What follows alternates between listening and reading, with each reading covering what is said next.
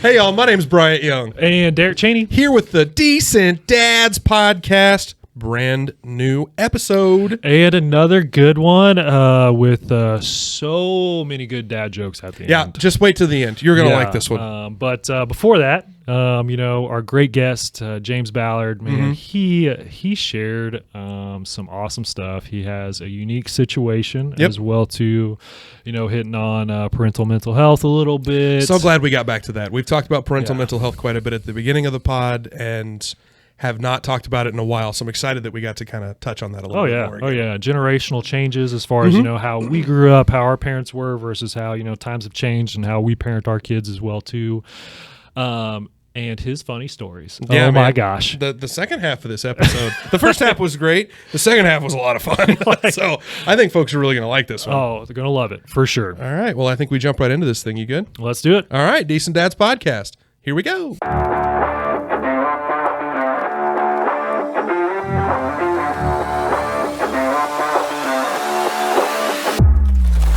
Welcome back to the Decent Dads Podcast. We're here to tell dad jokes, drink coffee, and build a community of dads navigating fatherhood together. I'm Bryant Young, fearless leader, co-host, girl dad, and your friendly local insurance agent based out of Springfield, Missouri. And now, before we get started on today's episode, please help me welcome the coolest co-host with the most, a fantastic father of three, and the home loan expert. Folks, put your hands together and welcome the incomparable Mr. Derek Chaney. How are you, Derek? Yeah. Get me hyped up, boys. Oh, man. It's Sunday. It's Sunday, and it's a good day for a good day. It's a good day. Am I right? Yeah, no, man. It's awesome. It's fall and the week of Halloween, so got all those fun activities going, which I feel like all my stories today are going to come from that. So, yeah, be prepared for that. We have a fabulous guest on here, which we will get to that in just a second, but we also got some hoppy coffee in hand. Yeah. So who can we thank for that? Yeah, these coffees are brought to you by our friends at Buff Studio, the official coffee sponsor of the Decent Dads Podcast. Buff Studio is a full-service architecture, engineering, and design firm with offices in Springfield, Missouri, and Bentonville, Arkansas. Learn more at buffstudio.co. Thank you, Buff Studio, for your support of the podcast and Decent Dads everywhere. Buff Studio, be a buffalo. Cheers. That's right. Cheers. Be a buffalo. But no, excited for this guest because I was reading over his questionnaire and I was just giggling the whole time. I'm excited. So I know there's going to be a lot of good content today. But we have our good friend, James Ballard, on the podcast, a.k.a. Jimmy Athlete. He's, baby. Former athlete. I disagree with that assessment. Football stud, basketball phenomenon. Cornhole fabulous player, maybe? Sure. I don't know about the last one. I just made it up. I was trying to think of another sport. That's good. Yeah. But I was slacking there. But yeah, Jimmy, we know you a little bit. Yeah. Some people might not. So if you will, tell us who you are. Tell us what you do. Give us your dad resume. How many kids you got? What are their ages? And which one's your favorite? I've got a lot of favorites. Okay. Different reasons. Yeah. That's the first time we've got that. There you go. James Ballard, also known as Jimmy. It's been a challenge over the years having multiple first names. Not sure who I'm talking to until they say one name or the other. Then I know it's professional or it's fun. So we can be fun. I still don't know fun, which Jimmy, one to today. call you, by the way. I think Jimmy's fine. Okay. That's good. For Decent Dad Podcast, Jimmy's Jimmy works just fine. Occupation, right? I guess what I do for a living. Yeah. So I am an attorney by trade and education. I practiced law for about 10 years before joining Commerce Bank, Commerce Trust Department. I'm a trust officer, a private client advisor for them. Essentially work with high net worth individuals and do a lot of kind of estate planning, investment strategies, a lot of boring stuff like that. But I kind of nerd out on that. As I guess my parents' resume, father of three beautiful kids. I have Eleanor, age 8, Shepherd, 5, and Layla, 3. And they're all getting ready to level up over the next 3 months. We got a bunch of winter babies. Oh, nice. So, That's fun. Yeah. And then we'd be remiss if we didn't mention the wife. That's right. Erica, she just had a birthday as well. We're celebrating all month of October. One of those birthdays. It's one of those birthdays. Yeah. It just keeps on rolling, which is good. But we've been married for 11 years. Nice. And then, she's a physician over at Mercy Hospital. Awesome. Cool. So, yeah, that's great. Cool. Well, and I'm excited for Jimmy because we've spent a lot of time with Jimmy, but we haven't talked about several of these topics much. Yeah. So I'm excited to kind of dig into some of this stuff. But first and foremost, we got to go through the things that we do in every episode. Your kids are a little bit older than ours, but not a ton. So I assume that you're still dealing with what we would all still consider tantrums 100%. every once in a while. What's your most recent one that you've been dealing with? It's a daily occurrence. I'll tell you a few things here. So we went to Chicago last weekend. Yeah. We were up there for Erica had an American Academy of Ophthalmology conference. And so originally it was just going to be her, and then she invited me to come with her. I was like, great. But then we couldn't figure out the babysitter situation for a couple of nights. And so she said, let's take the whole family. I was like, great. So while Changes she was, the trip a little. while she was in conferences, I was kind of gathering the troops, and it was just us for most of the day. But our 3-year-old and sometimes our 5-year-old will take some afternoon naps during the weekends. That did not happen in Chicago. No, of course not. And so what was surprising, though, our 3-year-old made it through most of the day, but we were out having pizza, and she just kind of conked out on my lap, just passed out as she was eating a slice of pizza. Deep dish, probably. Deep dish. Oh, yeah. That's right. And then, but our 5-year-old just lost it. He just couldn't control those emotions and just did not want to be there, did not want pizza, which was funny because by the time we got back to Springfield the next day, we asked the kids, what we wanted to order for dinner that night as we were flying back, didn't want to make anything, and Shepard wanted pizza. I'm like, well, we just had 2 nights of deep dish, but you did not eat any of it. We ate Giordano's twice. That's right. All right, we're not doing this again. That's right. But he had a couple nice little meltdowns there in Chicago. Lovely. But it's just part of parenting life. Dude, All right. so preach. Yeah. What about you, DC? Naps are so important. You guys got any pointers? They don't work in my house, and she's only 3. Oh, man. Well, Thursday night, so a couple nights ago, again, the weather's been, phenomenal. Perfect. And so me and the boys, we were out in the driveway just playing. Liam was riding his bike, and Brody was riding his scooter. They'd, ride down our driveway and go into the cul-de-sac, turn around, come back. We were just doing that back and forth. And Lily and Allie were inside. And so I'm just sitting out there in the driveway, and Allie brings Lily out there, and she's like, hey, can you hold her for a second? I got to do something. I'm like, yeah, sure. And so Allie, literally as she's going up the steps to go inside, I look, and Brody's, going down into the cul-de-sac, and he just, looks back with this little shit grin, and he's like, now's my time.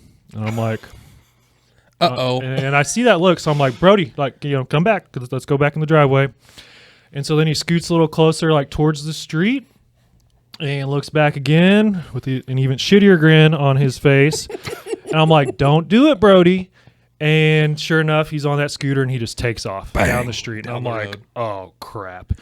So I'm holding Lily, and I don't have any shoes on. And, of course, there's acorns and freaking hickory nuts all down our road. And I'm holding Lily, trying to chase after him and stepping on all this stuff. And luckily, Liam's between me and Brody. And so I yell at Liam. I'm like, Liam, grab him.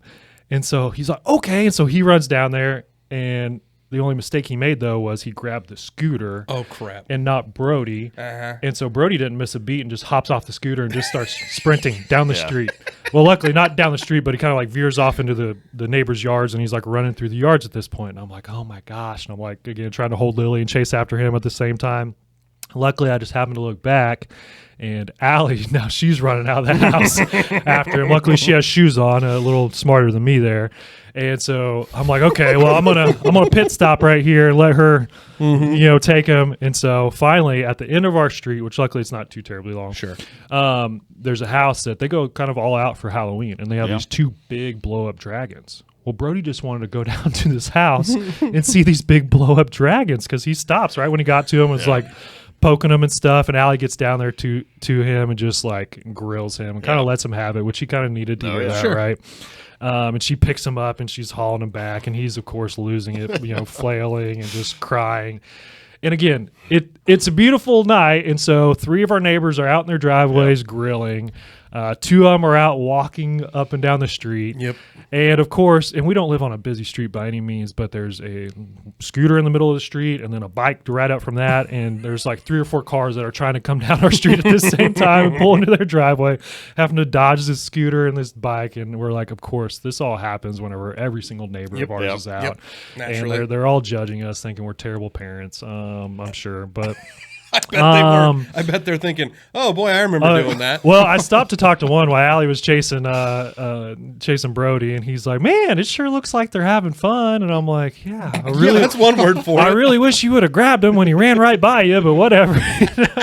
It's all good. It's all good." So yeah, so that's what we dealt with a couple nights ago. Fortunately, you guys are on a dead end street. Yeah, like, I mean it's not too busy, but still, that's still scary. It kind of scares you. Yeah, for sure. Going down the middle of the street. Well. So, Liv has not been feeling well the last. She's better now, but later in the week, the work week, she wasn't feeling well, and so I believe this was Saturday night. She kind of pops her head out of Elsie's room.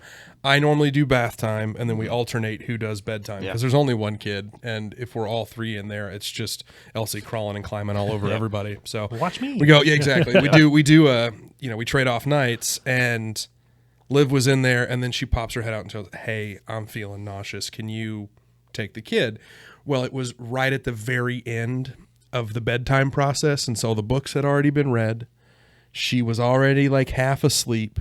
Elsie was already half asleep and like snuggled in with mom. And then mom had to get up and was replaced by her not as much fun dad because she loves mom way more than she loves dad. I understand. No. And oh my God, the magnitude of tantrum cannot be compared to anything we've dealt with in the last like 6 months. Yeah.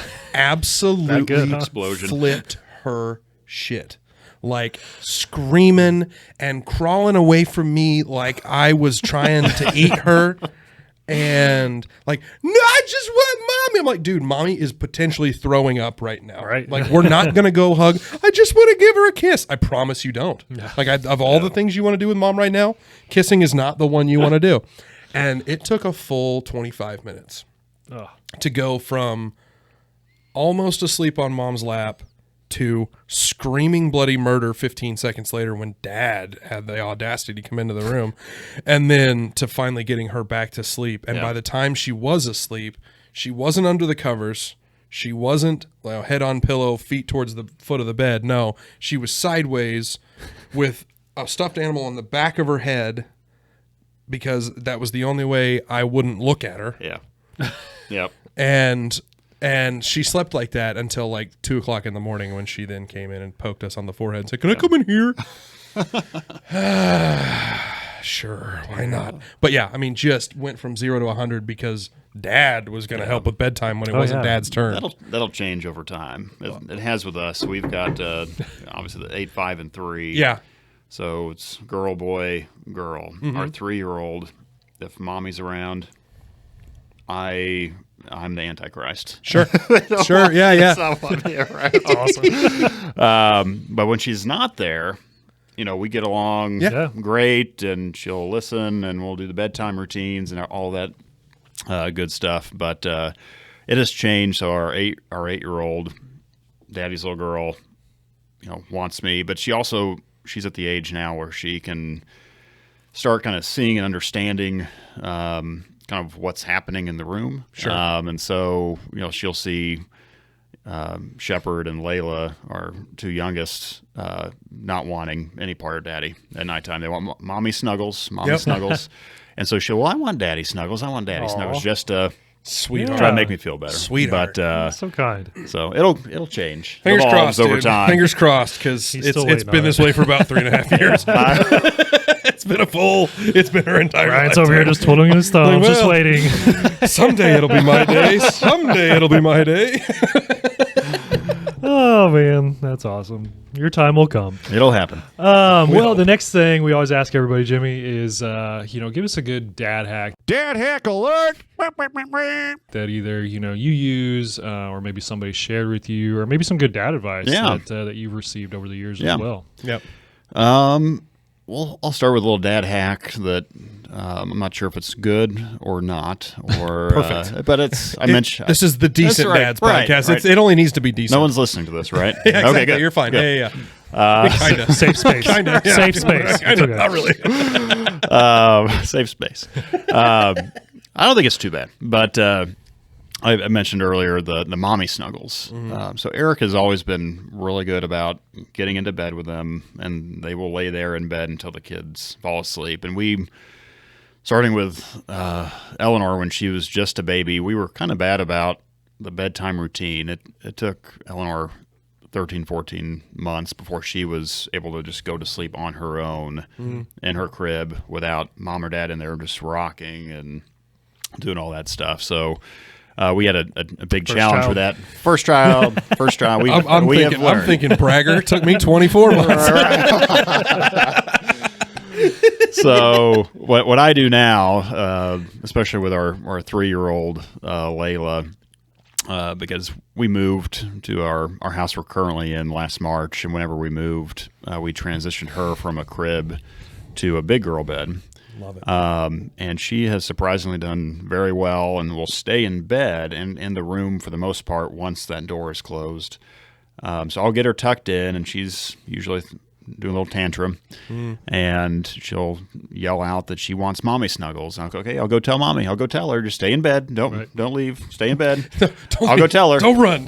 I'll go tell her. And then I close the door. Done. That's out. all. She's well, she may not be out, but she's not coming out of the room. And so that's good.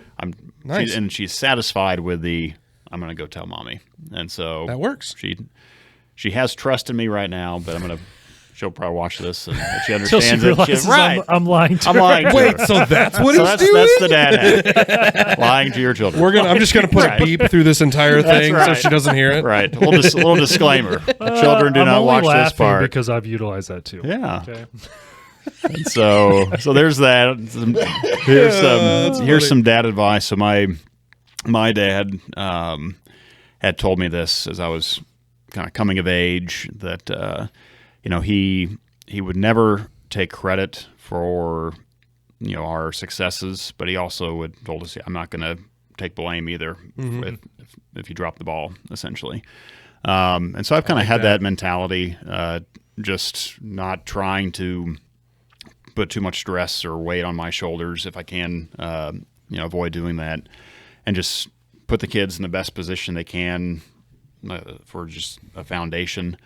Encourage them to do the right thing, but if they get in trouble at school, which our 5-year-old did first day of kindergarten, we got an email from the teacher and like, oh my gosh, of course this is going to happen. So it begins. One day in, yeah. And so we had the conversation with him, but I just, for myself, I'm just not taking that pressure on. That this is not, I'm not him. I'm letting them live their lives, but just trying to put them in the best possible footing. Sure. Yeah.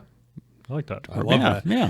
Set those. I always equate it to bumpers in a bowling lane. Absolutely. Like, listen, I'm going to set the boundaries on either end. Yep. You got all the wiggle room you want in the middle. Yep. But once you hit that end, you got to bounce back to the inside because that's where I'll give you the edges, but you can't go outside of that. So mine's actually, we were watching Bluey the other day. So really taking this back to like the early days of Decent Dads, because we talked about Bluey ad nauseum. We still watch it. We're a big Bluey family. And I don't remember the name of the episode, but the context of the episode was they're at the beach and little sister builds a sandcastle with a stick that makes it look like a duck, or it looks like a bird or something. And she was so excited and proud of it. And so she and dad then proceed to go on with their walk, leaving the duck behind. And some other little kids come by and kick it over. And she's pretty upset. And because she's a little kid in the show, obviously she's going to be upset by the whole thing. And Bluey, the big sister, comes over and goes, well, you know what my teacher told me to do when I'm upset like this or when I'm mad like this? I hold my hands out like this, and then I think, okay, where is the mad? Where is the hurt in me? And I pick it out and I put it in my hand. Is there some in my tummy? Yep, there's some in my tummy. Oh, there's some over here in my elbow. I got to get it out of my elbow. And you get all the hurt, you get all the sad, you get all the angry out, and then you crumple it up into a ball and you throw it away. And then it's fun, and you're making a game out of it, and all of a sudden you're thinking about something other than what you're upset about, and it pulled her out of it. So Elsie and I are sitting there watching that episode, and I said to her, well, that's a pretty cool idea. Did you see that, Elsie? She's like, yeah, I saw that. Fast forward 25 minutes. Yeah. Elsie was upset about something, and I swear to God, I stopped her, and I was like, wait, Else, remember what Bluey said? Where's the mad? Here, I've got my hand. Where's the mad? Can you get it? And she gets a little sly grin on her face because she remembers the game. Yeah. And now we're playing a game. Yep. Now we're getting the mad out. Now we're getting this upset out. And, okay, where are we going to throw it? Well, we got to throw it in the trash can. Perfect. I'll go open the trash can. So I go open the trash can, and she slam dunks it in the trash can, and we're fine.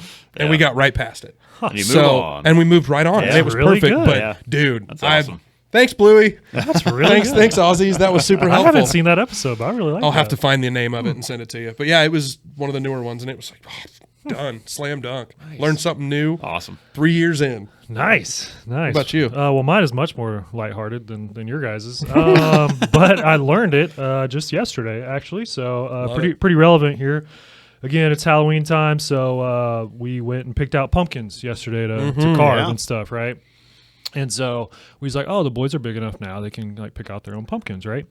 So we go to the pumpkin patch, and we kind of do all the activities, and then it comes time to leave, and we're like, all right, we're going to pick out our pumpkins, and then we're going to leave. And so we was like, all right, boys, you get to pick out your pumpkins. So we grab a wagon to go get the pumpkins. I pick out mine. Allie picks out hers, and we tell Brody, you're like, hey, Brody, you know, which pumpkin you want? Because where we went, there's a bunch of like kind of like pre-picked pumpkins up by the tent where you pay, and they have a big field where you can actually like go out in the field and pick them, right? Grab them. Nice. Yeah. And so we went. We was like, we'll make this easy on ourselves, and we'll go up here by the tent and just get pumpkins from there. And so Brody's like looking through them. And he finds like it's a decent sized one. You know, it's probably about that big, but it was like really tall. So it was a fun looking pumpkin. We're like, okay, yeah, we'll get that pumpkin. And then Liam's left, and we're like, all right, Liam, which one do you want? He's like, oh, I want a white one. Well, there's no white pumpkins up by the tent. They're only out in the field. Got it. And so we're like, crap, we got this wagon loaded down with kids and pumpkins, but okay, we'll take it out there. And so I'm pulling the wagon with all them and all their stuff, and not really paying attention to what Liam's saying. He's like, I want that pumpkin right there. And I'm like, okay. And then we get to the edge of the field, and he's like, I want that pumpkin. And again, I'm not really paying attention. And I'm like, okay, like hop out and go get it, right? And so he hops out. He goes out to the middle of this field and picks out this freaking massive. I'm not kidding you when I say it's like this big around, and I'm like, oh crap. And I'm like, I've already told him, okay, go get it. Right? I know, and I'm like, dude, that's too big. Like, So let's unwind it. Right? Yeah. I'm like, that's Roll too it big. back, We roll it can't back. do that. And he's like, but Dad, please, I really want it, and give me these puppy dog's eyes. And I'm just like, F it, let's do it. Yeah, okay. So I manhandle this giant pumpkin, put it like seriously, how big are we talking? well, I put it in the wagon, and luckily at this place you pay by the pound. Okay, keep in mind we have 4 pumpkins. Okay, and we get to the scale, 144 pounds of pumpkins. Wow, are in this wagon, that's a big pumpkin. That's a big pumpkin. and I'm just like, Even if you divide that by 4, that's a lot. right? And I'm just like, okay, my boys, we are implementing a new rule after this year. You can pick out your pumpkins, but you have to be able to pick it up and put Preach. it in the wagon. So Preach. that is my dad for this week. So and we they are had to implementing every Halloween from here on out. So funny. Like- So Derek had to go horse this giant Oh, pumpkin dude, out of the so field. like How Allie- does your backfield? Yeah, Allie took this video of me, and literally, like, my arms are out wide, like, you know, resting this thing on Can my you even stomach. carve that size of a pumpkin? Oh, we carved it. You oh, did yeah. carve yeah, it, there's a okay. giant spider on the front of it now. Oh. But we did carve it. Good That for would have you, been man. one of those ones where I might have tried to cut the hole big enough so I could put Liam down in it. It wasn't that big. Okay. Okay. Well, I mean, he could probably sit in it, but he wouldn't. His whole body wouldn't fit in it. But I have those. I keep thinking we back did that to with those Lily. pictures. We did that with Lily. Did though. you do one with Lily? Yeah, Okay, because we've got a really funny picture of. Yeah. We cut Like a holes baby in the bottom. picture, Yeah, with exactly. little feet out. Yeah. Oh, Something. Allie was so excited to do that with Lily because we weren't able to do that with either one of the boys because they were too big at that point. That's fair. Yeah, that's fair because both of those boys were gigantic. Jimmy, we know that you've had some recent changes at work a little bit. Yeah. You've kind of taken a step back. And we know about that, but I kind of want to talk about that more in depth. Yeah. Just some of the reasoning, Yeah. some of the rationale. Can you tell us a little bit about what you're doing and kind of why you made some of those No calls? one from Commerce Bank is watching this, right? Yeah, Okay, that's exactly. good. That's good. No, I feel like I'm kind of in a little bit of a unique situation. Erica does, very well. She's the breadwinner of our family, if that's still a term that's used today. But Sounds like one to me. I think so. Yeah, Hasn't been canceled yet. that's right. Yeah, exactly. But no, just life sometimes throws curveballs at you. And, we had gotten to the point where we just were feeling kind of overwhelmed with the kids and activities, our own parents and kind of their health and different situations going on. Sure. And so I actually had a conversation with a manager of mine, and it just kind of came up organically in conversation about the possibility of taking a step back. And then we kind of took that, and I didn't think it would be possible at Commerce for me to be at a part-time capacity because no one there that I was aware of had done that before. Sure. But they wanted to give it a try, and so we're about a month or so into it. But essentially, I just wanted to spend more time with the kids and family. Sure. My income is kind of a cherry on top, but at the same time, just there's a part of me too that kind of struggles with it, trying to figure out like I want to work. I want to have this purpose outside of just being a dad, just being a husband and being part of the family. Sure. And so that's been something, and it's just kind of I think it's just kind of ingrained in us, just For in better or for society. worse. Yeah, in society. Yeah. Kind of the traditionalism of, husband's always working and wife's at home. And I think you're seeing that starting to change a little bit. For sure. But it's been good so far. I'm excited for what that's going to look like. So I'm able to pick up the kids, have that flexibility to go to the school plays and different activities that they're doing, while also making sure we've got laundry done and groceries picked up and things like that. I mean, it's just kind of part of being on a team essentially, and kind of figuring out where you fit in while also, staying in the game with work, because down the road, at least in my office, we'll see a lot of folks that will be retiring, and so opportunities for leadership moving forward. So when this season of life is over, Yep.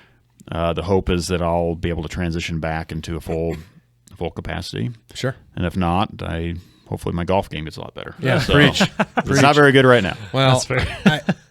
I feel what you're talking about like way deep because Liv and I are both we're a dual income household for sure, and there's not a lot of the man goes to work and the wife does the dishes because frankly in our house I do the dishes and I do my own laundry and it's not the generational changes, and you mentioned this in here too, and so I'm probably jumping a little bit ahead, but like you mentioned the generational changes, the parenting styles that have changed over the years, and I see that big time now. We had a conversation with Jerry in the last episode that when he said he was really proud of our friend group because the dads are way more involved than he remembers the dads in his age group being with their kids. Like when there's a party or something, some kid's birthday party, it's not that the wives are on the floor with the kids and the men are out on the back porch drinking the beer. It's most of the time it's the dads down in there on their hands and knees chasing the kids around and the wives are talking. And we're thrilled with that. Now, the Judge Jerry, though, did he equate a server to finding a spouse or something like that. What was that comment? I don't remember that Jerry? one. I don't know. Yeah. No, sorry. No, you're good. You're good. No, I was taking that out of context on purpose. Yeah, yeah. No, I get it. Yeah, I'm with you. But I feel where you're coming from, because at the end of the day, I don't personally, and everybody's going to have their own opinions on this thing, but I don't give a shit where the money comes from. No, right? Honestly. Yeah. Like when Liv got a raise to bring us pretty close to 50-50 on the household income, I was doing backflips. I was like, are you shitting me? Yeah. What awesome. This is great. Why wouldn't I be thrilled about this?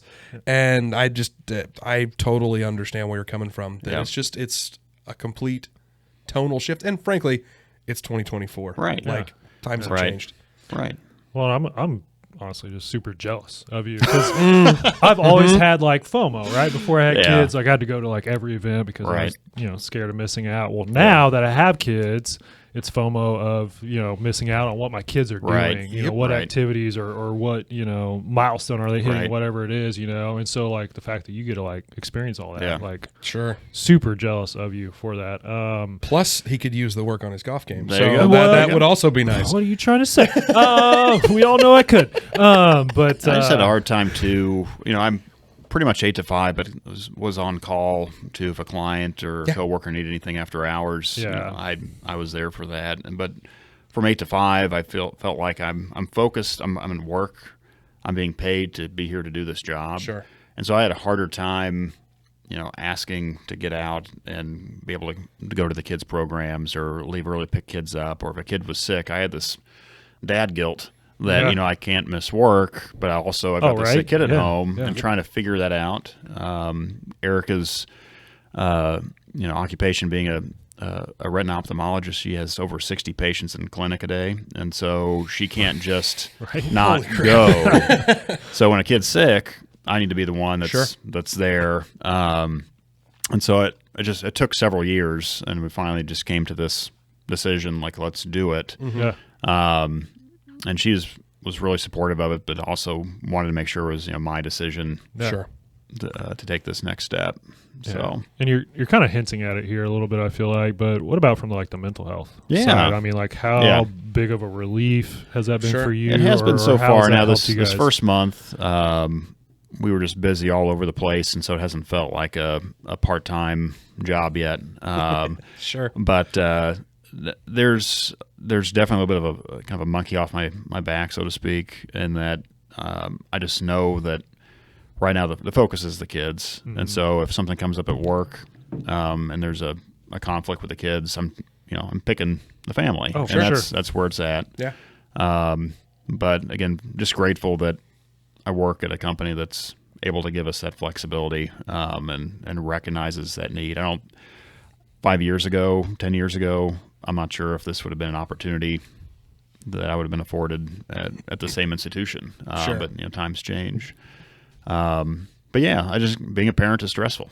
And you guys know that. Well, you sent that article. Yeah. And he and I were reading it, and it's like 33% of, what was it, 34%? 33% of parents report being overstressed, and I was like, the other 67% are just straight up lying. Right. That's like, you're liars, all of you. Well, parenting, I think, has just changed over the years. I think that particular article that we were talking about kind of highlighted some of this information, but if you think back 50 years ago, parents would just let kids run outside and play and come back at dark. That's what they did. Then all of a sudden, kids start showing up on milk cartons of going missing and things like that. And so parents started being much more protective from a safety standpoint.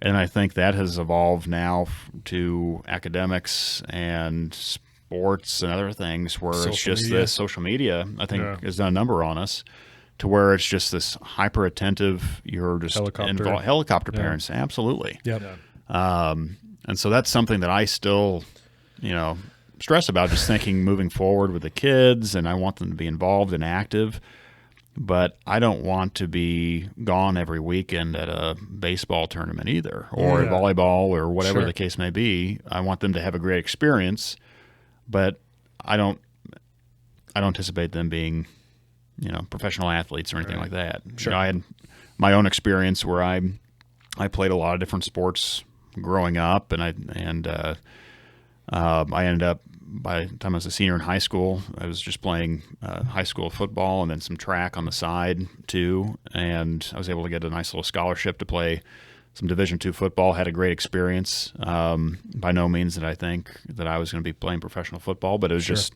something to do and look forward to, and pay for school. But I wasn't playing flag football in kindergarten. You know, I didn't really start playing football until the 7th grade. Oh, so. yeah, preach. We just did 3-year-old soccer. Yeah, it was a mistake. I know. Oh, dude, we're about to start basketball. It's cute, but I think it's gonna be the same way. I know. There's like 3 fun pictures, and that's the best part of the whole thing. I want to quickly go back to one thing you said that struck me.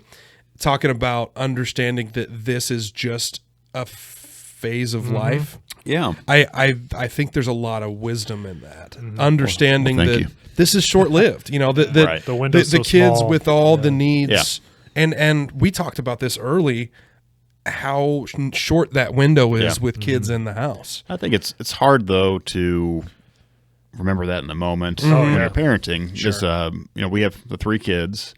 And when we just had Eleanor, our oldest, very much a different parenting style than we were with Shepherd, and then now Layla, who's just a terror. But it changes over time, and you see that. So that's our oldest is 8, almost 9, and so. We've already been through the 3-year-old stuff and the 5-year-old stuff with her, and so we parent different now than we did then.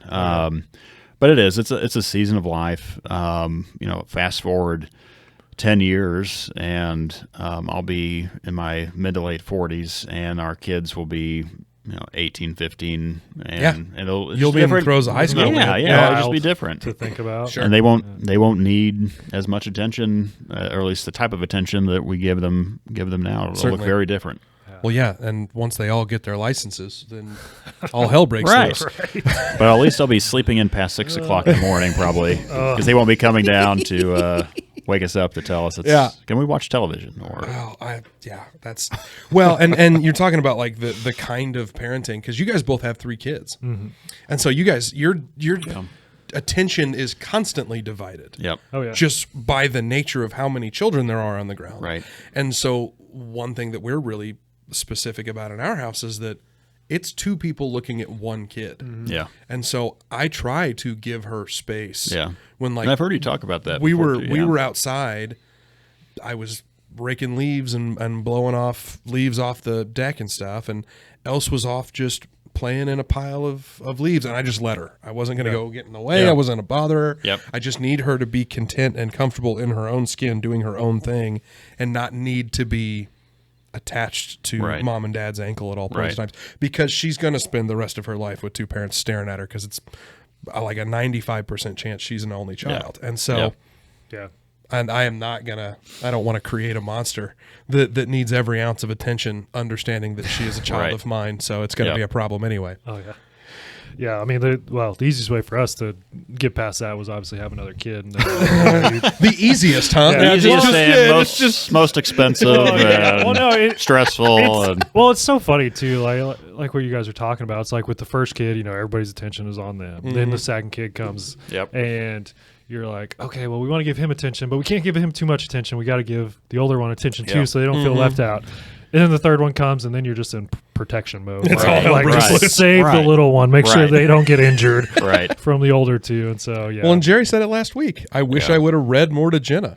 Yeah, because the attention literally it just shifts. Yeah, like you go from one, and we're gonna do all the books. She's gonna get all the attention, and then all of a sudden it's divided by 2. Right, and so I didn't get to read as much to Jenna as Jerry said. I don't know, but I mean, each one has its benefits, right? Like, I mean, like Liam, we did all this stuff with Liam, and I feel like he is like super smart for his age at this point because of that. But Brody, again, we were more relaxed as parents and whatnot. Right. And you knew what worked. He's and what more doesn't. of the free spirit between the two, Yeah. and I love that about him too. Right? He's just does his own thing and is super. It's not trial and error anymore. Yeah, yeah. And First kid is trial and error. And then Lily, who knows, how that's going to turn out. She's going to be the sweetheart and or the princess. super, because you talk about Layla being. Yeah. Everybody that has 3 kids, they're like, that third one is the Right. wildest. So I'm like, dude, if she's more that's wild the than case Brody. right now. Yeah. Yeah, you haven't experienced Brody, but Bryant has. And Yeah. it's, Brody's so much fun, man. I don't it's know a what he's lot. talking about. It's a blast. Yeah, How old we'll is he? He'll be 3 in a couple Okay. weeks. But man, he is one of those. Fearless. Yeah. Absolutely That's what I was gonna fearless. say. Let's That's throw ours. himself sideways Yeah. at anything. Does first, thinks second, for sure. Yeah. I love every second of it. But he's awesome. Yeah. And, I've said several times, his is the 21st birthday party that I want to be at. I want to be there. I want to be a fly on the wall for that party. Dude's an animal, but I love him. I love him. Speaking of kids' health there, I mean, we've hit a lot on mental health. What about, so I didn't know this about your kids, so I was reading your questionnaire, but each one of your kids kind of dealt with like these unique health we've had some weird situations. stuff. So I never had any major health issues growing up, and Erica never did either. But when Eleanor, first child, was 4 months old, she started having seizures. Scared the hell out of us. Terrifying, Oh, absolutely. Sure. Yeah. And we were living up in Columbia, Missouri. We gets ambulance to the hospital. I was actually on a golf course and had to sprint off the course to meet Eric at the hospital. Sure. And they could never really, or at least for a long time, give us a definitive diagnosis. And we spent some time at Barnes when she was having these seizures every 90 seconds, and then eventually they'd stop. And finally we got on a medication that worked after kind of a trial and error, but it was just really scary. And then sure enough, number 2 comes, Shepherd, and approximately the same time he started having seizures too. And so they did some genetic testing and found out that the kids had this benign infantile epilepsy, which was fortunately controlled by a certain type of medication, and they should be fine moving forward in their out of life. it. Yeah. Okay. But it's just scary being in the hospital and Seizures are terrifying. Yeah. Ugh. And then our 3-year-old also had the gene, and so unfortunately we had to wait until we saw a seizure, and then we started medication, and then she's been good since then. But then she was a COVID baby and developed asthma after, I think, having a bout with COVID. And so we've been dealing with asthma issues, which, I grew up with friends that had asthma. Sure. And I would, see them fully functioning, not knowing how scary that can be too when the kids can't breathe, and taking them to the hospital and different things. So that's been fun. But she's doing better with that. Good. And then, then this summer, Shepherd had some weird autoimmune reaction to just some viral infection he had. And he was playing t-ball, and all of a sudden he started limping around the bases. And we're like, what's going on with Shepherd? And and then he had these little spots on his leg that we first thought were bug bites, but turned out to be these blood vessels that had swollen due to this autoimmune response. And so his joints and his knees and elbows and ankles were all swelling up. Oh. Really scary. Unfortunately, Erica, with her kind of physician connections that she has, was able to quickly get in touch with different people to kind of narrow down what this diagnosis was. And he essentially, after 4 to 6 weeks, just had to unfortunately deal with it and be on like Tylenol and ibuprofen. But eventually, it all just kind of went away. Oh, wow. So just a freak Just kind of got it. thing. Yeah. But it just kind of shows you how fragile life is, and you just hug the babies and Right? Isn't that do one the of best we can. joys of being a parent? Like, you go through these experiences, and as a parent, your mind immediately goes to worst case scenario, Oh, yeah. right? Yeah. And then you're stressing out about that, and then turns out it's like not near as serious as you thought, but still like breaks your heart to It see your does. kids go Yeah. through that. Yeah. Absolutely. Yeah, Well, it sucks. did you say so? It's Layla that has asthma. Yep. I got that right. So, Yep. will she do the nebulizer thing Yeah, every she does night? or- nebulizers, and she has these little, we call them her puffers, Yeah, sure. that she takes for medication. And so we do that every night right now whenever So, we're good about it. Drew is an asthmatic, my brother. Okay, yeah, And we spent years, and it obviously the asthma part of it horrifying and terrifying. yeah. But also it became a thing that we kind of as a family bonded around, because when it was nebulizer time, you Yeah. had to sit there for 20 minutes while Oh, that yeah. nebulizer Oh, ran yeah, that's a good every point. single night. Mom would read entire chapters Yep. of Harry Potter books or whatever. And shoot, man, we did that well into like probably until we were teenagers. Okay. Like every single night we would go to Drew's room and we would sit in the floor and Drew would do the nebulizer and mom or dad would sit and read. Yeah. And like that was just something that we bonded around that time that had to be spent making sure the medicine was in there. But that asthma stuff's no freaking joke, It's man. That's scary. stuff. Does it get better over time, or I think it can. It does. Drew doesn't have to do the nebulizer or Yeah. anything. He still has the puffer. He still has the emergency albuterol medicine. that he just kind of carries around with him, or he's supposed to. Yeah. Grown ass man, doctor that and a doesn't do doctor? it. Right. But Sounds like a typical doctor. pay attention to everybody's health but their own. Right. Yeah, I got one of those. You said something about parenting styles in your questionnaire, talking about like the generational changes. Yeah. Did we talk enough about that? Were there anything other like specific details about that you wanted to bring up? We kind of hinted at it earlier, but I wanted to tee that up, if anything. No, I can only relate to also just my experience growing up and kind of now looking back. My mom was a stay-at-home mom. My dad was a physician, but my dad did majority of the cooking, but they took turns with the other kind of daily household kind of activities. Nice. But they were great parents, and so I appreciate everything that they did. But just the style with the, I think we've covered it. Yeah. Okay. Cool. Well, no, it is interesting though because I come from my mom was a school teacher off and on. Right. When we were growing up, talking about different stages of life. Yeah. She was in the classroom when we didn't need rides, and she like when we hit high school, she got back out of the classroom to start being the grand director of all things extracurricular. Right. And so she was in Scouts and she was in choir and she was in this and that and the other thing.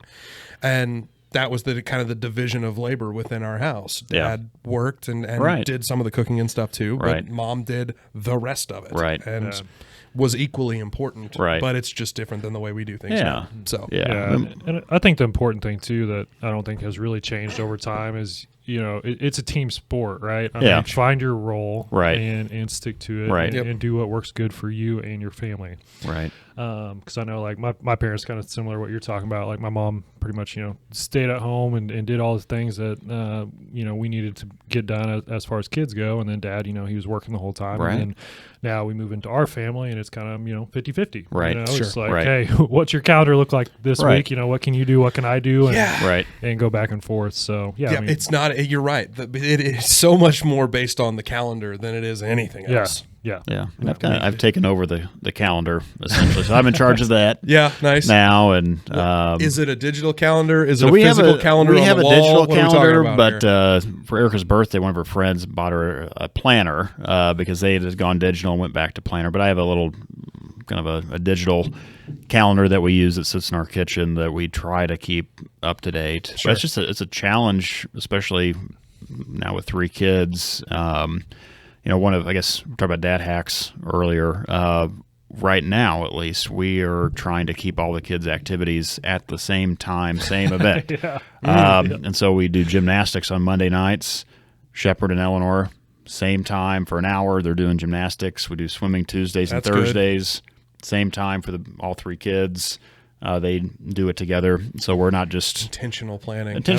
Sure. Now, how long we can keep that going, I'm not sure. But that's kind of how we're trying to keep our sanity right now. One of my best buddies from college, John Wisnett, has 4 kids, and they are, and I'm going to butcher this, but I think Cooper, his eldest, is 10 or 11, and they've got 4 stair-stepped all the way down. And I was talking to him on the phone the other day. I was like, yeah, man, I'm just busy. We've got this meeting this a day, and, Elsie's got soccer tomorrow night, and it's just, man, it's kind of crazy right now. And he goes, Bryant, it's a slow night for me. We have 2 practices and a meeting. I was like, oh, Thanks for putting me in my place. You're right. I'll shut up now. He's like, yeah, on a bad night, I've got to drop Cooper off at his football game and then leave to go pick up the other one to take them to practice at soccer. In the meantime, Jill is going to get the third one, and my mom is on the way to pick up the little one from daycare, and it's just musical freaking chairs. Like, ugh. It's a different can of worms, man. It's an entirely different can of worms. We are slowly like getting into that phase, and I am not. I mean, I'm looking forward to it from all those experiences, but from like the busyness aspect of it, I am not looking forward to that. It's a different can of worms. Yeah. So this is completely unrelated and perfect. We haven't talked about this, but there's a long history of collegiate sports dads on Decent Dads. Oh wow! Will you coach your kids? Great question. Because do I want to coach my kids? No, I don't want to coach my kids. I feel like that's the correct answer. I mean, my dad was never a coach, always encouraging, but was never a coach and was, a quiet parent out in the stands, was never vocal, was never, parent yelling at the refs or the umpires. That's what I would prefer to trying to, emulate what he was for me. But that's starting to come up in conversation. Our 8-year-old daughter wants to play basketball, so I'm trying to navigate how to put together a team or find a team for her to be on with different organizations here in Springfield. But I've been asked a few times to coach. I'm like, I really don't want to coach. I know Jerry coached a ton. And he had a great experience doing that. And I've heard him talk about this before his interview. But he got to know the kids and the kids' families during that experience. But I think there's some negative things to coaching as well. Right. I just want to be encouraging the kids. I had a kind of an interesting conversation with Beth Cunningham, who's the Lady Bears head coach, and she came and spoke at our Rotary group a few weeks ago. And she's got a couple of kids, I think 4 kids, if I remember right. 4 of them. But the oldest is the same age as a colleague of mine, his daughter, and they play basketball together. And so I was just kind of asking about her experience and with kids and coaching, and she is not pushing the kids at all. And she's, if they want to play, she'll encourage them and kind of be that just a mom. On the sideline, but she's not coaching, and she doesn't get in the way with what the coach is doing, and just stays back. And so I think that's right.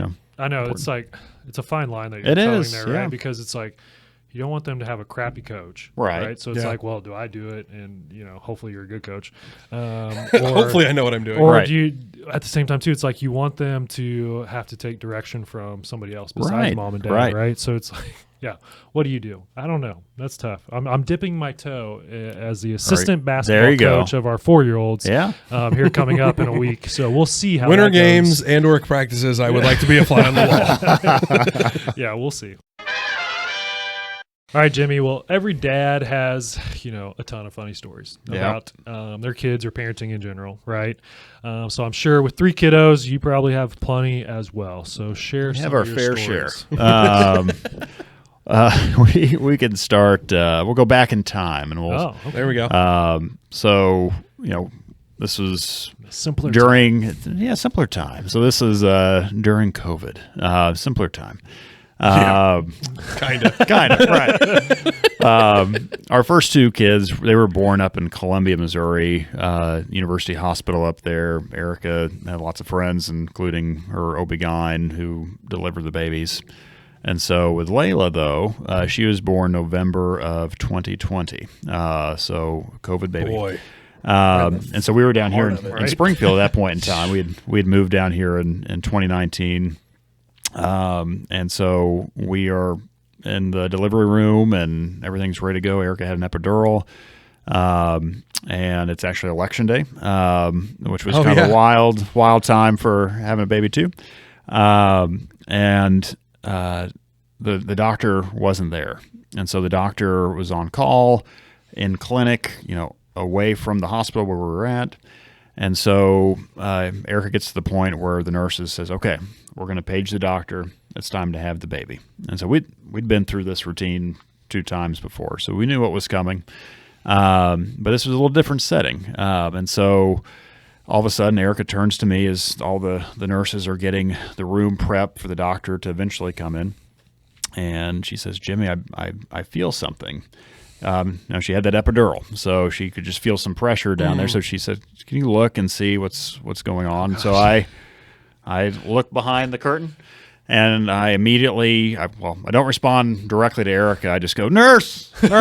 And so she starts laughing. She starts laughing at my response to this. Or the nurse? Erica does. Okay. Oh. She's laughing. I thought you were going to say the nurse was. Because what I saw was this little head starting to come out. Oh, no. And so, but as she laughed, the baby Layla moved a little bit further out.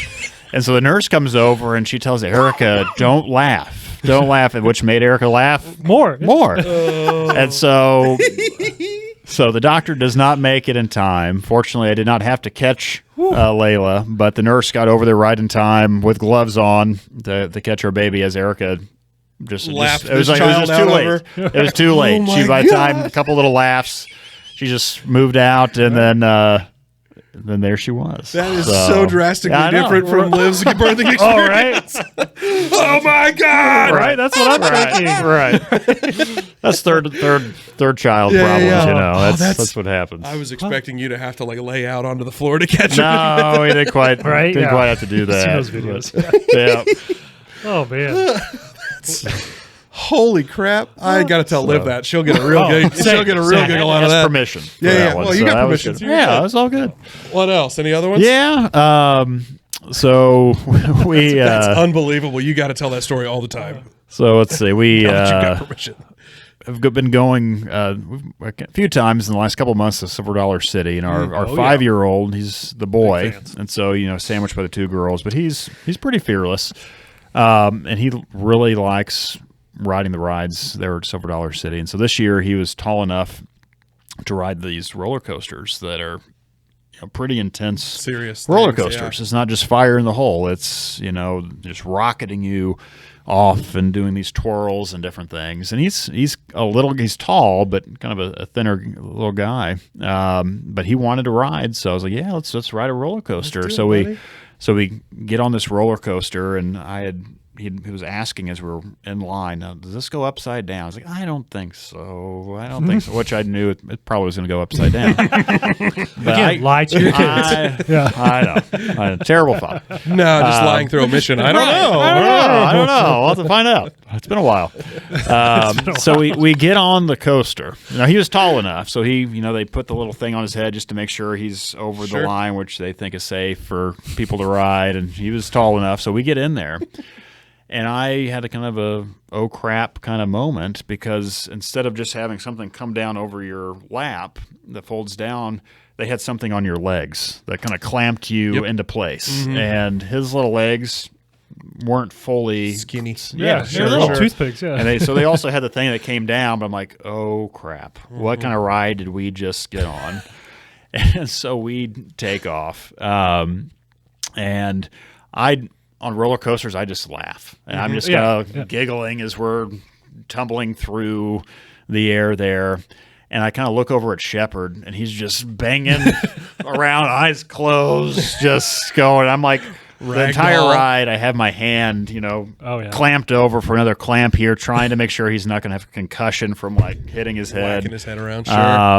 And so I should have brought this. Maybe I can send it over to you guys after this. But we, these roller coasters, they'll snap a picture during the coaster. Sure. And so here's this picture. I've got these sunglasses on. I've got this dad shirt on. And I'm grabbing hold of Shepard. His eyes are closed. You can kind of see his cheeks are wiggling in the wind there. And we get off this ride. This is his first, adult roller coaster that he's been on. And I asked him, how did you like the ride? It was great. He loved it. Perfect. He loved it. What more could you ask for? That's right. Awesome. That's right.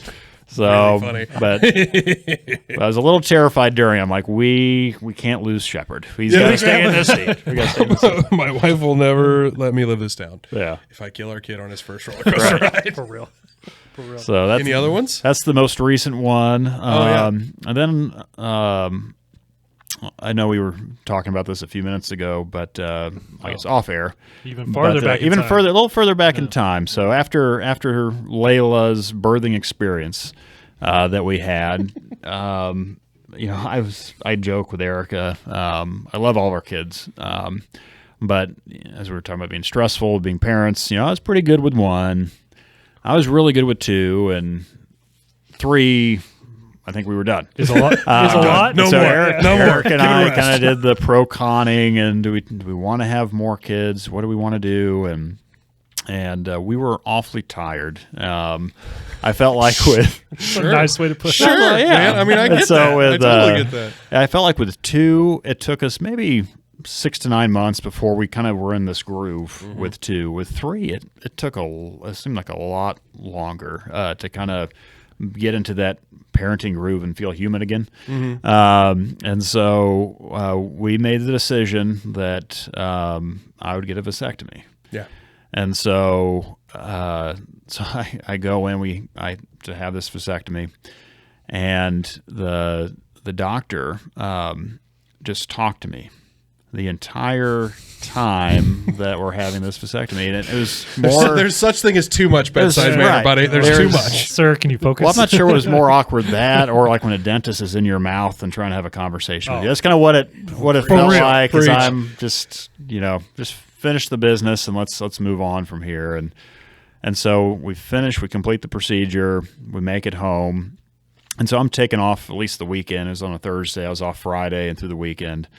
And I'm pretty kind of laid up a little bit, a little bit of pressure, down, a little bit of pain, on some medication. Don't tell me that. And a little bit of pressure down there. But the kids come in and they look at me because I've got a bag of green frozen peas, on my groin region. And Dad, why do you have a bag of peas on your privates? And I was like, well, kids, I have surgery on my privates. Right. So I did not go into great detail. I had a please explain. Right. So I just said, well, I've just got a boo-boo down here, and so we got a boo-boo. That's what I'm going to call it. So I got a boo-boo. Yep. But the frozen bag of peas. So if you guys take that leap, frozen bag of peas is the way to go. Because For the win? It's more malleable, I guess, right? You can kind of move it around. That makes sense. Shape it to what you need it to be. So you're saying don't get like a frozen steak or Correct. something. Yeah. Too firm. Got it. Heard. Yeah. Understood. Got Just it. a block of ice. So those are kind of my three. I love it. Three kind of fun fatherhooding stories. That's great, man. Thank you for sharing those. You're Those welcome. are awesome. Well, should we go to everybody's favorite part of the podcast? I don't know if Jimmy knows everybody's favorite part. It's Dad Joke of the Week. Oh, yeah, it is. Woo. All right. Let's talk about dad jokes, because I know that frankly, a little social media sneak in, or not social media, it was a picture you sent to us or something, sneak in this morning. He's off social media. There are some dad jokes that were floating around the breakfast table this morning. Tell us a little bit about your thoughts on dad jokes, and/or tell us one, would you? I know at work, I am known for dropping some jokes and dropping some dad jokes. Love it. And so sometimes, a little too much dad joke activity going on there, but I appreciate it. So I've got a treat for you guys. I'm not sure if you've noticed this bulge in my pants. It is not what you would think, though. I don't know what we're talking I about was right like, now. Is it the peas? Malleable. It's malleable. It's not quite as malleable. I have a brick of dad jokes here. Wow. So I just wanted to. Look at this. Literally a brick of That's the title. I'll tell you this. We had one of my son's friends in kindergarten had his 6th birthday party yesterday, and I took the kids to the party. And I'm kind of a bad parent about birthday presents. We've been to so many kid parties now over the years that it's usually on the way to the party we're picking up a gift. Sure. Yeah. And the kids do not like it when I have to take them to the party. Erica will go to Target or some other store to buy a toy and things. I'm a Barnes & Noble kind of guy. So I get the kids' books. Wow. I get books. I'm into this. I'm into this. So this 6-year-old got a couple of Dog Man books. I'm not sure if your kids have read Dog Man yet. Not yet, Okay. but I can't wait to There hear you about go. But I decided to get a couple of joke books while I was there, knowing that I'd be here The today. man came prepared. So let's see. Why did the golfer change his pants? I thought it was going to be the same I one. did too. I thought it was going to be a sock one. Oh, you ready for this? Because there was a hole in one. Boom. You got it. Oh, You got a hole in one. All right, let's There's an see what entire else is book here. of them There's over an here. I entire love book. this. I know. That's I know. so funny. big font Let's for see. old eyes. I like it. Why shouldn't you buy Velcro? Why shouldn't you buy Velcro? I don't know. It's a ripoff. That's good. Yeah. That's I'll a good find one more I like that one. in here. Let's see. It does have big font for old dad eyes. I love it. That's what I'm saying. Yeah. For those who can, it's just giant. Yeah. Each joke is on can't one miss 'em. page. You can't miss it. Also, I don't think I'll find it, but this one's for our favorite jewelry and Rolex There we go. provider here. Why did the man name his dogs Rolex and Timex? Because they were watchdogs. There you go. And then, good. I'm not sure if it was in this book or another one, but my 8-year-old was really into this. So we were at breakfast this morning when I sent you guys a picture, and she was reading through it, and we were just back and forth with jokes. And of course, a lot of them were kind of over her heads. I don't really get that one. It's like that's all right. That's all okay. right. You don't need It'll to know click yet. later. Yeah. She read one off. I'll probably butcher it, but I'll give it a shot here. So, the invisible man and invisible woman got married. Their children weren't much to look at. Hey, that's solid. There you go. That's Something good. like that. That's really funny. That's good. Did you guys know that before I was an insurance agent, that I worked in an orange juice factory? We talked about this. No, I don't Did you think know so. this? No. Yeah, it was tough though because I got canned. I couldn't concentrate. Couldn't concentrate. Couldn't concentrate. They just put the squeeze on me. Oh, it keeps was, going. Keeps going. Wow. Have I told this one before? It's crap. No, I've heard the concentrate part of that, but I haven't heard the other two parts of it. I thought you hit the punchline, but you just kept. I know, kept that's how it punching was. I was back. like, Punching It's them a up, counter. baby. Just keeping The them canned going. part caught me off guard. I was like, oh, nice. That's Orange, good. you glad I didn't tell anymore? Oh, Oh. Wow. are you done? Are you done? You're thinking too much. Stop. Okay. I got to take a piff. I got to take a piff. Pith. Sorry, that's all I got. All right, now what do you There got? you go. Oh, I shouldn't have ended on that one.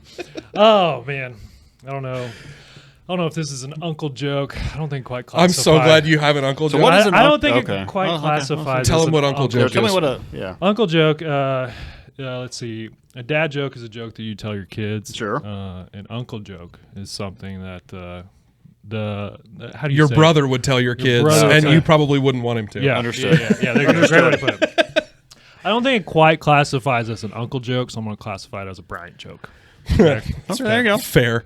So, That's probably fair. and Jimmy, I don't know if you know this about me, but I'm sure Bryant knows. I'm not the best speller in the world. Okay. I don't know what you're talking about. Have you been doing Bryant's PowerPoints for Sarge reports? Ooh, yeah. That's fair. Well, That's yeah, fair. he might not be the best That's fair. either, but maybe you guys can help me out with this. Is butt cheeks? Is that one word, or should I spread them? Oh my god, Nice. that's pretty good. Yeah, I'm into that a lot. That's why I called it a Bryant joke, because I knew you would love that Yeah, one. I've got one right back at you real quick. do it. As we were doing research this morning, I told our 5-year-old Shepherd, why did the little boy get a new butt? The old one had a crack in it. Hey. Much more dad friendly. I love that one a lot. That's solid. This is more dad jokes per capita than we've ever had. There I you love go. it. This is These are good. awesome. These are good. Well, wrap this thing up, DC. Yeah, man, we gotta finish on the decent dad's motto: keeping the bar within reach. All right. No, in all seriousness, we're here to build a community of dads. You know, sharing stories, sharing advice, sharing dad hacks, tantrums, and of course, dad jokes. Dang right. Which we just did a ton of.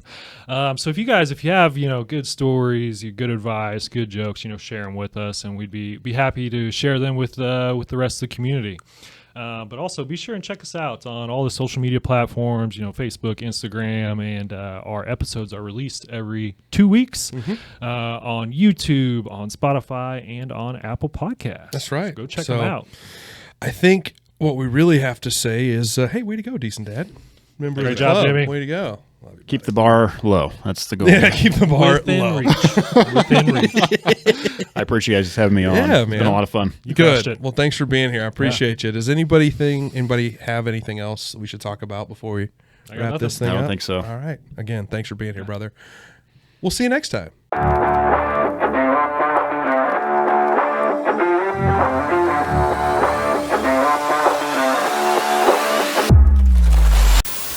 So we're going to hop into Hump.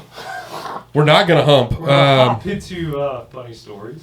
Okay. And so you put several down here. The one I'm most interested in is your vasectomy. Okay. Speaking of humping, Let's see. talk to that, Yeah. there's the blooper.